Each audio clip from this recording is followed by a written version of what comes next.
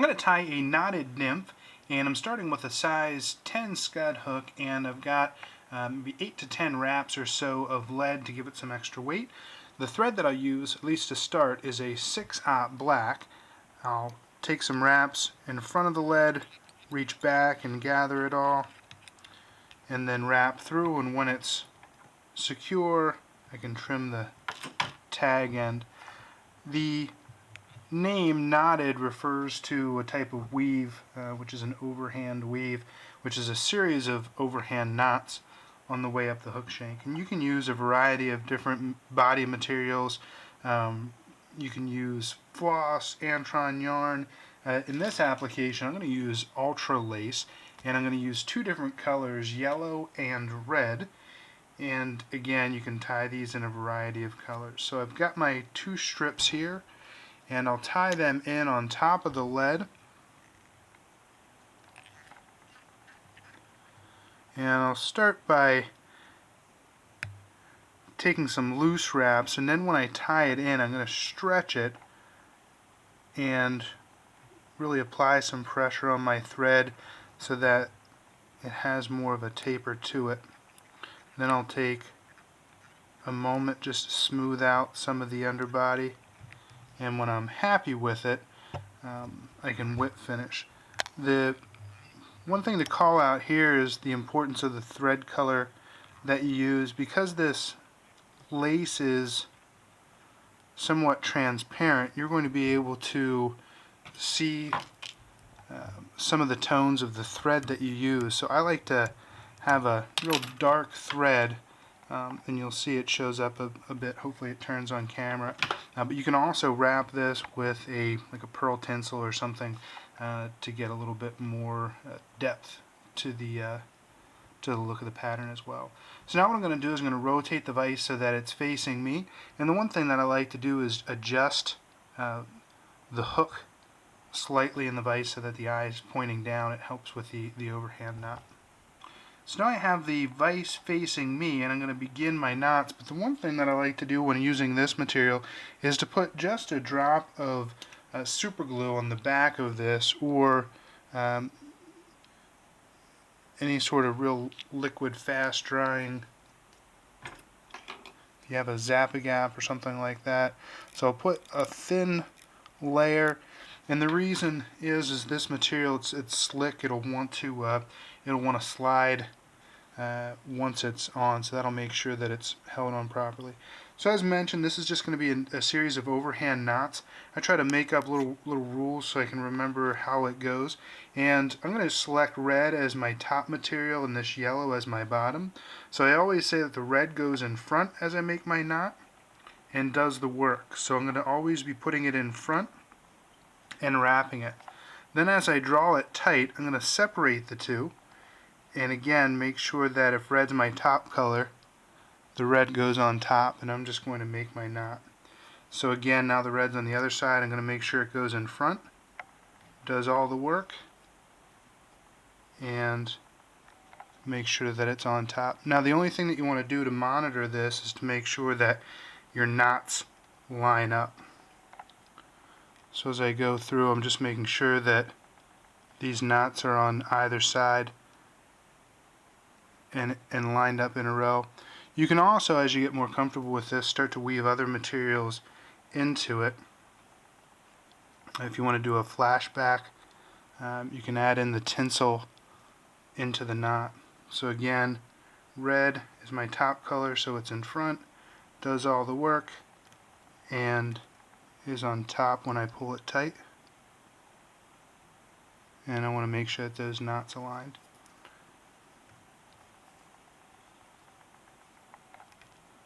And I'll just continue to work my way up the hook shank.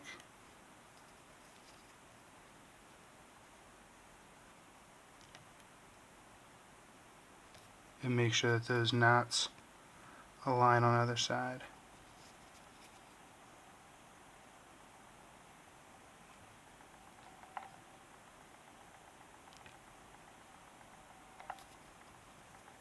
And I want to take this maybe halfway up the hook shank so it leaves room for me to tie in the rest of my materials.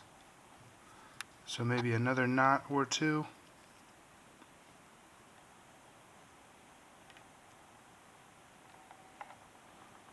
And I think that I'll stop it there. So now the nice thing about using this material and this type of weave is that everything stays in place. I can take my hands off and it's going to be just fine.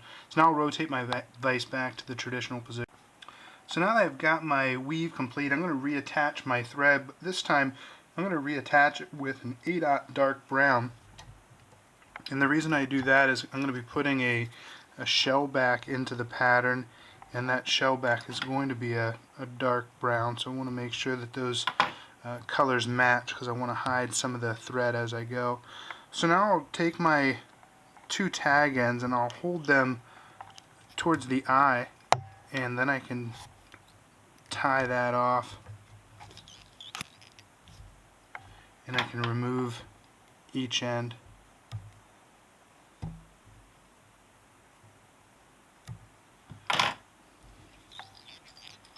And make sure that those tags are in proper. So just want to give you a quick glance of what it looks like underneath. Hopefully that shows up good on camera. As you can see the structure of that knot and how that weave looks. So now I can tie in my other material, and I'm going to start by dubbing in some of the thorax. I'm going to use a golden stone Hairtron dubbing to start. So I'll put a thin layer on there and I'll dub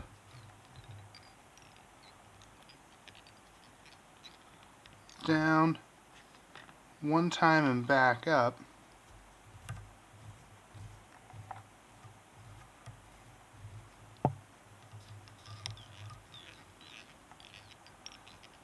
And I'll leave my thread where I started it. And now you can add in, or I like to add in a little bit of a back to this. And so I'm going to use Virtual Nymph's Flexibody and cut in a strip, and this is called dark tan. I cut in a strip that might be about a 1/4 inch in width. And what I'll do is round off one of these edges. Again, you can determine how crafty you want to be. If you just want to leave it square, you want to cut in a V. I like the look of a rounded edge to this, so I added in a half circle there. Then I'll hold this on top. I want it to overlap at least a segment or two, and I'll take 2 wraps onto it, and that way it'll lay tight against that back. I don't need to add more because I'm going to be coating the back of this, and so it will for sure hold. So now I'll come back to my dubbing and finish this out and make my way back up to the eye of the pattern.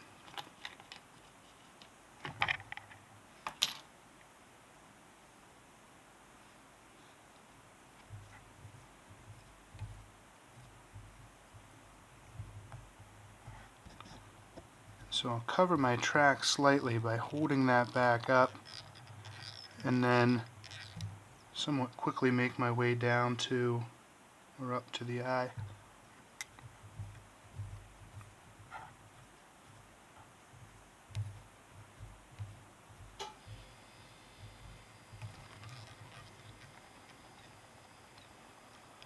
And leave plenty of room behind the eye, so I've got about an eye width worth of space there in front of that. So now I'll add in some legs, and for this, again, use your favorite leg material. I'm going to use a Hungarian partridge, and this is dyed in a brown. I've got one piece out, and I'll strip away any of the bits that aren't straight, that are fluffy. And then what I'll do is pull back the tip and remove it.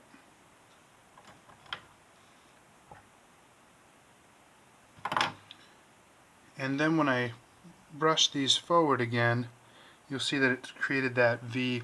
and that's where I can set this on top of my hook and pinch those fibers down along either side. And then when I wrap this up,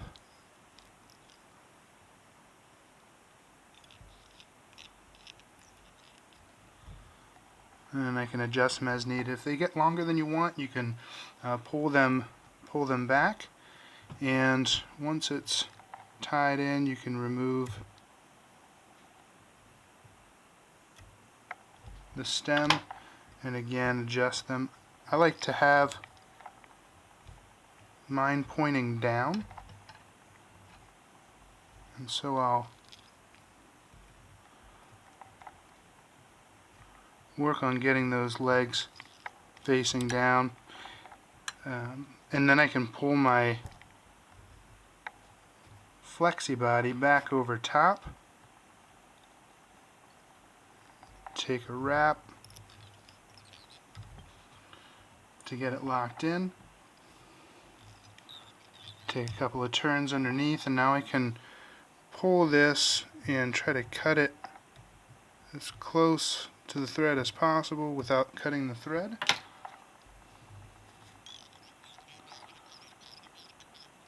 And then I'll finish building that out and whip finish.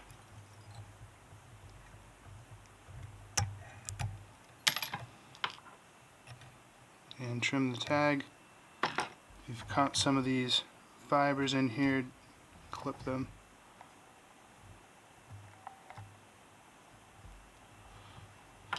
Alright, so now at this point it's ready to fish. You wouldn't need to do anything more.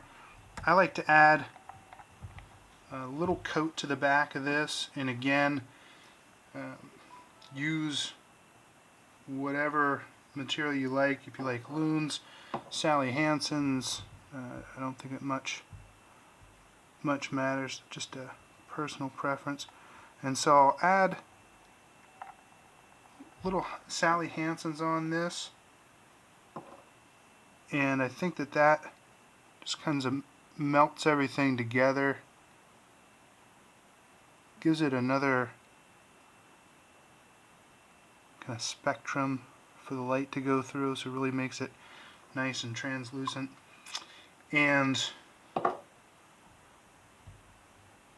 that is, hopefully that shows up. You can see there kind of down the spine where that black thread is showing through, and you can see underneath how it, the yellow and black of the thread. Once that dries, I'll pick out that that dubbing a bit as well. So that is my knotted nymph.